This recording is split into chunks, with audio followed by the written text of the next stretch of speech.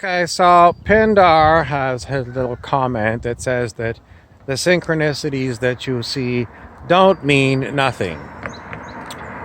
Well, they do mean something, and I do give it to Pindar to point out that the synchronicities that you see sometimes don't lead you to anything positive, but they are as if something is timed for you to experience, and it's timed, and it's all set up on a time schedule.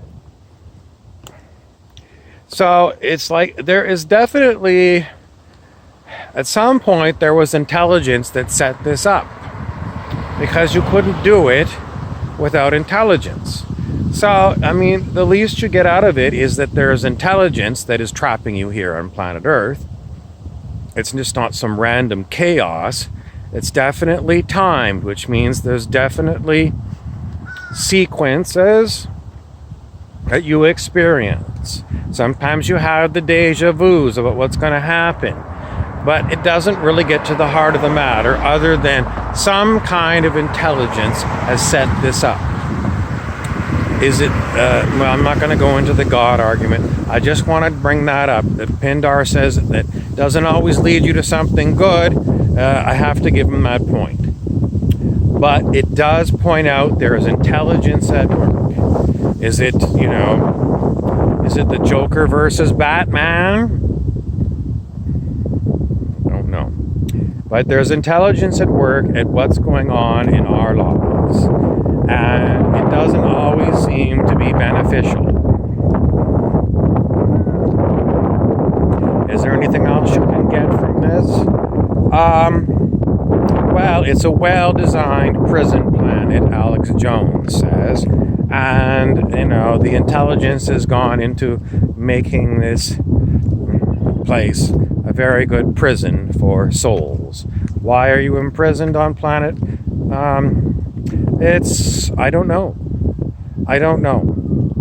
But it sure feels like a prison to me. So, is it a political prison? I think it's a political prison. I don't think it's there are definitely criminal beings here, but as for the rest of us, it's a political prison. It's like in the old Soviet Union, they used to round up all of the dissidents and they put them in the Gulag archipelago. And that's where they kept them, in prison camps, because they were political prisoners, because they were protesting the way things were run in their society. So it seems to me that planet Earth is a bit of a political prison for beings who don't like the way things are run in our cosmos, like me. I don't like it because it doesn't serve the people, and it doesn't serve me. Who does it serve? The prison. The prison serves itself. And as far as escaping the Matrix, well, I've been following people's ideas about how you can escape the Matrix. And I haven't found anyone who has got any good insight. I'm terribly sorry. They always say, well, go to love or something. Well, what is love? What's love got to do with it, Tina Turner?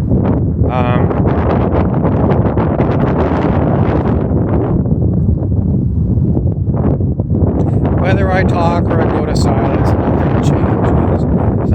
Aaron Dowdy was doing a talk on Ho'oponopono. I went and learned about Ho'oponopono so long ago, and I did years and years of Ho'oponopono.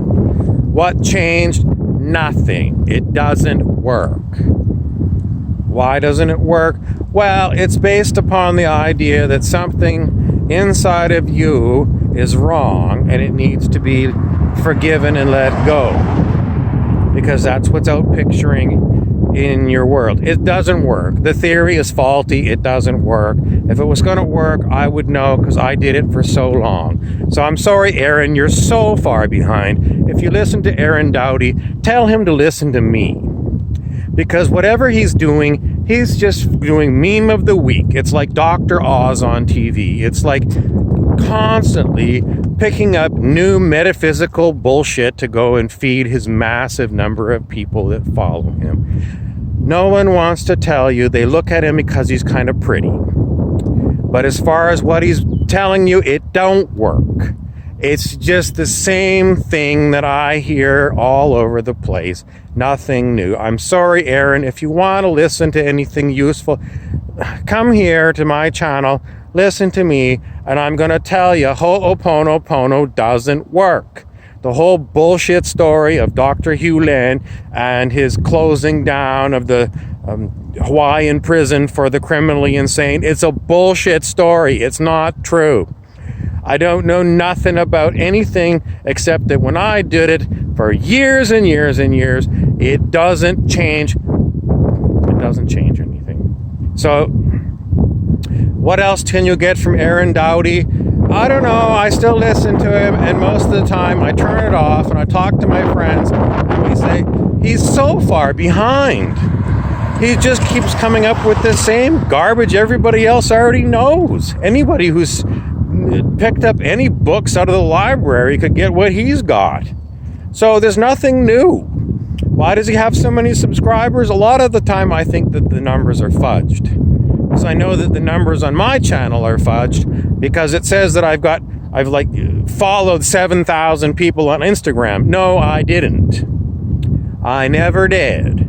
So what does it mean? Oh, and then I get new subscribers, and then I go look at the number, and the number hasn't changed. So the numbers are lying to you on YouTube and Instagram.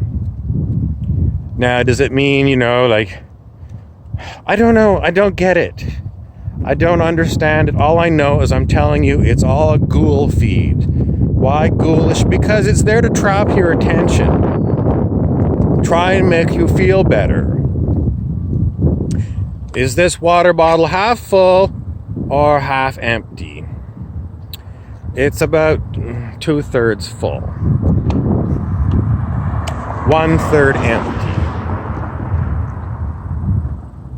I mean, if you're always saying, is the glass half full or the glass half empty? It's both.